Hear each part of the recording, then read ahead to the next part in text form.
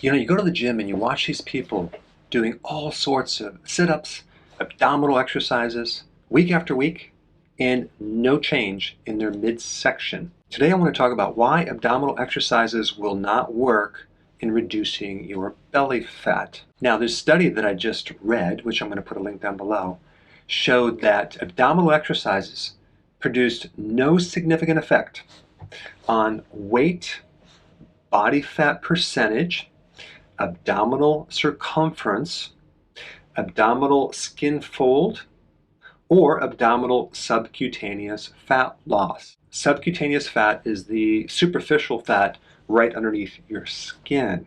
But on a positive note, what it did do is increase the person's overall endurance so they can do these exercises longer. Okay, that's cool.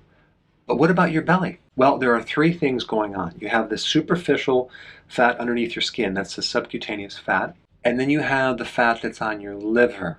The first thing that happens is the liver fills up with fat, and then it spills over fat in and around the organs in the abdomen. And so all three situations, subcutaneous, visceral fat, and liver fat, come from the same thing: too much insulin, and that occurs because the person's consuming too many carbs. So the question is, does abdominal exercises reduce insulin? And the answer is no, it doesn't. And this is why people are not getting results. And so if you're new to my channel and you haven't watched a lot of videos, there's several things that you can do to create a huge change in your midsection. In fact, 80% of your results in changing the shape of your stomach and shrinking it has to do with not exercise, but your diet. You simply need to reduce your carbs, get on healthy keto.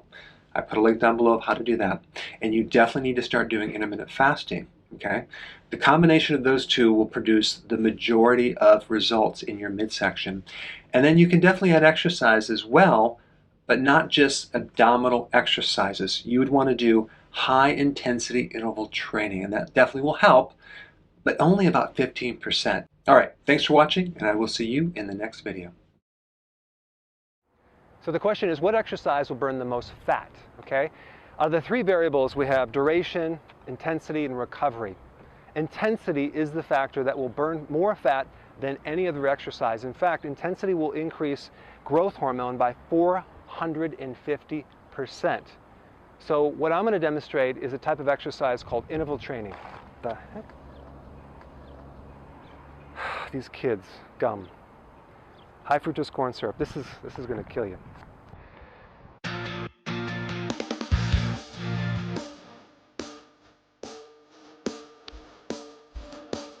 So I like to take the bike, and you can do hills, you can do sprints, and then you can relax as you can coast with the bike.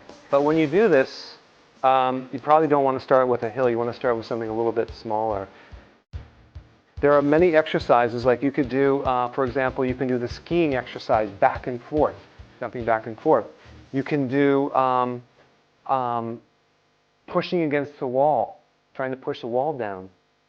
You can jump rope. You can do push-ups. You can jump up and down like burpees. But the main thing is to get high intensity with some rest, back and forth. But before you do this, make sure you're sleeping, make sure you have enough energy, and make sure you're somewhat fit. And if you're just going into this, you might want to start off walking and then doing it very, very small and gradually working yourself up. But you want to work up to this. Let's check it out.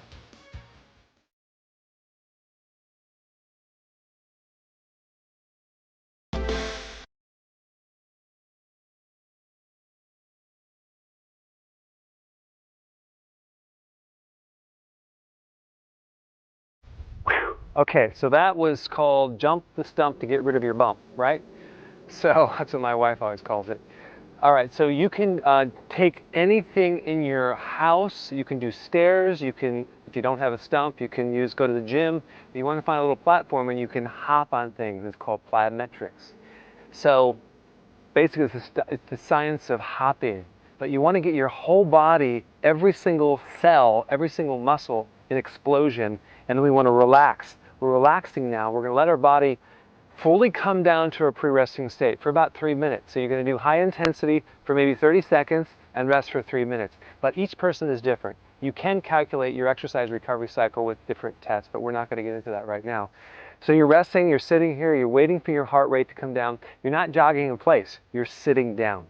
But you want to start off small. You want to jump on small little platforms to work up to this. Don't just jump right up here right away. But I have people in their 70s that are doing this on their stairs at their house. So check out this guy right here. He's 75 years old. He's jumping on his stairs back and forth. Him and his wife are doing it. She's not in her 70s, she's in her 50s. And they do this every other day. So it's very, very healthy for the cardiovascular system. It's good for your blood sugars, and it's really good for fat burning. I want to take it to the next level. I want to see if there's something I could actually jump on that is a little higher than I normally jump on. I have an idea. Let's go over here.